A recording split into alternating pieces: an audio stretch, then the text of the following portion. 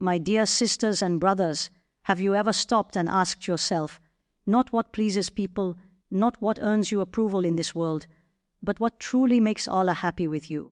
Because there will come a moment when everything else will fade, when the voices around you will disappear, and you will stand alone before Him, and the only thing that will matter in that moment is not how successful you were, not how admired you were, but whether Allah was pleased with you.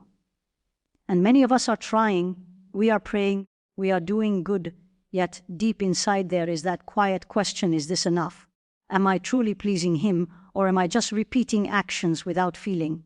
Let me share something deeply comforting. Allah does not expect perfection from you, because He created you and He knows you are not perfect. He knows your weaknesses, your struggles, the battles you fight within yourself that no one else sees. What Allah looks at is your sincerity. He looks at that moment when you turn back to Him after you fall, when you raise your hands even when you feel unworthy, when you choose what is right over what is easy. It is not about never making mistakes, it is about always returning to Him. That sincere return, that softness of the heart, that effort to please Him even in small moments, this is what brings you closer to earning His pleasure. So imagine living your life with one simple intention, O Allah, I just want you to be pleased with me. Not people, not validation, not recognition, just Him. How would that change the way you speak, the way you act, the choices you make when no one is watching? Because when your focus shifts to pleasing Allah alone, something beautiful happens. Your life gains clarity, your heart finds peace, and even your struggles begin to make sense. And when Allah is pleased with you, everything else falls into place in ways you could never have planned. There is something deeply liberating when a person finally understands that Allah is not asking you to be perfect, because the pressure of perfection is one of the heaviest burdens we place on our own hearts. We walk through life thinking that in order to be loved by Allah, we must never slip, never fall, never feel weak, and never struggle. And when we do fall into a mistake, when we feel that weakness inside, we begin to distance ourselves from Him, as if we are no longer worthy of turning back. But this is not how Allah created this relationship between you and Him. Allah created you knowing that you will fall, knowing that you will forget, knowing that you will struggle, and yet He still calls you back to Him again and again, not because you are perfect, but because you are sincere in your return. And sincerity is something very quiet, very subtle, and very personal. It is not something that people always see, and it is not something that is always reflected in big actions. Sometimes sincerity is found in the smallest moments, in the moments where no one is watching you, in the moments where you are alone with your thoughts, your fears, and your choices. It is in that silent decision to hold your tongue when you could have spoken harshly. It is in that private prayer when your heart feels heavy and you do not even know what to say. It is in that moment when you choose to do what is right even though no one would have known if you chose otherwise. These small, unseen moments carry a weight with Allah that we often underestimate because we live in a world that celebrates what is visible, but Allah values what is hidden. When you begin to understand this, something shifts inside you. Your relationship with Allah becomes less about performance and more about connection. You stop measuring yourself by how many perfect actions you have done, and instead you begin to look at the state of your heart. You begin to ask yourself, when I pray, am I present even if only for a few seconds? When I make a mistake, do I feel that pull to return to Allah, or do I ignore it? When I do something good, am I doing it for Allah, or am I hoping that someone notices me? These questions are not meant to discourage you, but to bring awareness to what truly matters in your journey to Allah. Because the reality is, a small action done with sincerity can be more beloved to Allah than a large action done without it. A single tear shed out of genuine humility, a quiet whisper of remembrance in the middle of a busy day, a sincere intention to change even if you have not fully changed yet. These are the things that transform your relationship with Allah. And this is something that should bring you comfort, because it means that no matter where you are in your journey, no matter how far you feel, the door to Allah is never closed to you. It is always open, waiting for that moment when you turn back with a sincere heart. And sometimes the greatest act of sincerity is simply not giving up. It is continuing to return to Allah even when you feel like you have failed too many times. It is making that effort to pray even when your heart feels distant. It is asking for forgiveness even when you feel ashamed. Because sincerity is not about never falling. It is about never allowing your fall to define your relationship with Allah. It is about recognizing that every time you return, you are choosing Allah again, and that choice, repeated over and over again, is what builds a strong and meaningful connection with Him. You see, one of the traps that many people fall into is thinking that they have to fix themselves completely before they come closer to Allah. They think, let me become better first, let me stop this habit, let me improve myself, and then I will turn back to Him. But this mindset keeps a person stuck, because the truth is, you do not become better and then go to Allah. You go to Allah, and that is how you become better. Your transformation does not begin after you reach perfection. It begins the moment you sincerely turn to Him with all your imperfections.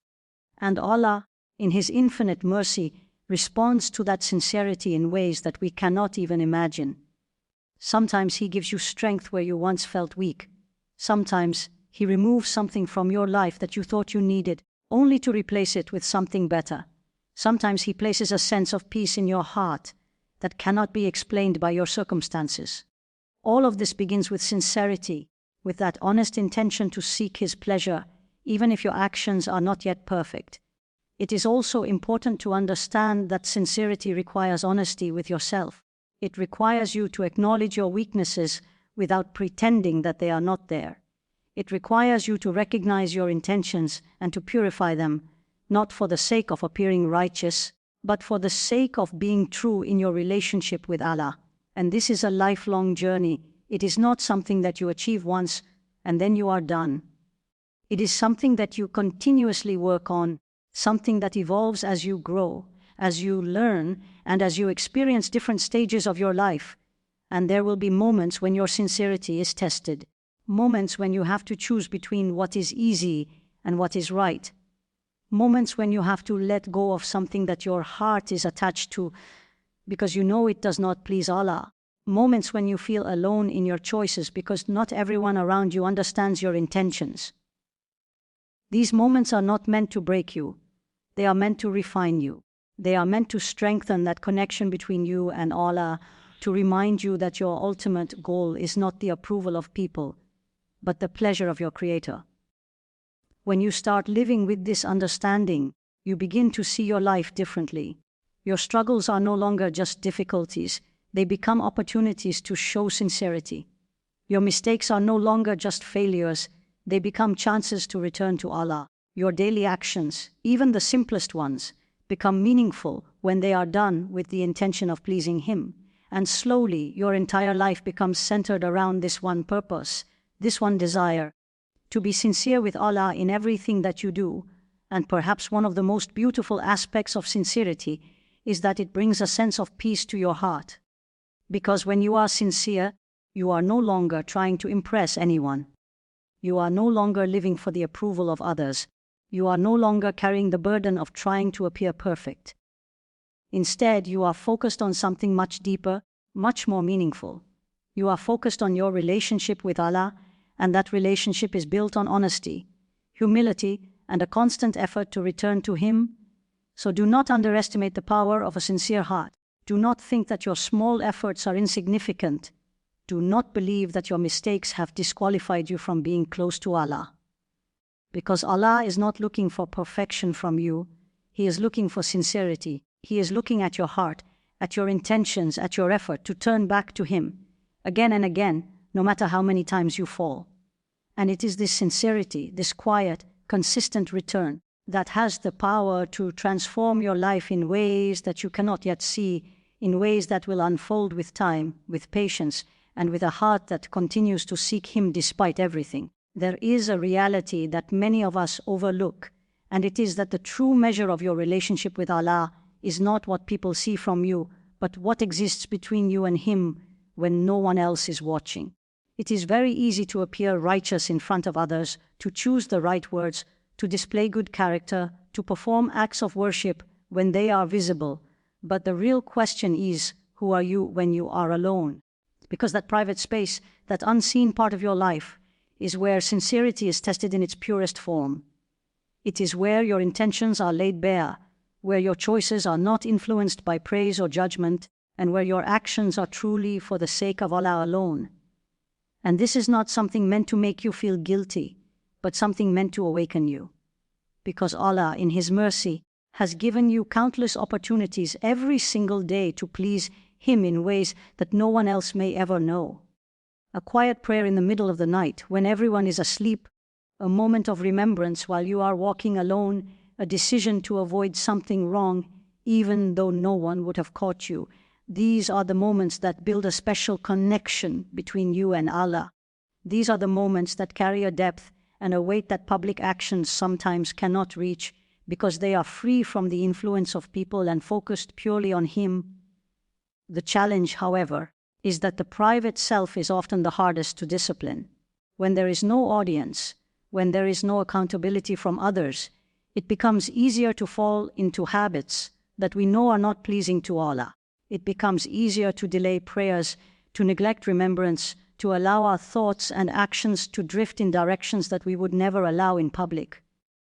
And this is where a person must develop a deeper awareness, a consciousness that Allah sees you even when no one else does, that He hears you even when you whisper, that He knows what is hidden within your heart. This awareness is not meant to create fear alone, but to create a sense of closeness, a feeling that you are never truly alone. When you begin to live with this awareness, your private life starts to transform. You begin to realize that every moment is an opportunity to draw closer to Allah, even the moments that seem small or insignificant. You start to guard your actions not because people are watching, but because you know that Allah is always aware. And this shift changes everything, because your motivation is no longer external, it becomes internal. You are no longer driven by the desire to be seen as good, but by the desire to actually be good in the sight of Allah. And there is something incredibly beautiful about a person whose private life is better than their public life. A person who prays extra when no one sees them, who gives charity quietly, who remembers Allah in moments of solitude, who struggles against their own weaknesses in silence. This is a person who is building a relationship with Allah that is real, that is sincere, that is not dependent on the presence of others. And this kind of relationship brings a depth of peace that cannot be found in external validation, because it is rooted in something far more stable and far more meaningful. But this does not mean that you will be perfect in your private life. There will still be moments of weakness, moments where you fall short, moments where you struggle to maintain that level of awareness. And that is part of being human. The key is not to allow those moments to define you, but to use them as reminders to return to Allah, to recognize that even in your private mistakes, the door of repentance is always open, that Allah is always ready to forgive, always ready to accept you back, no matter how many times you fall.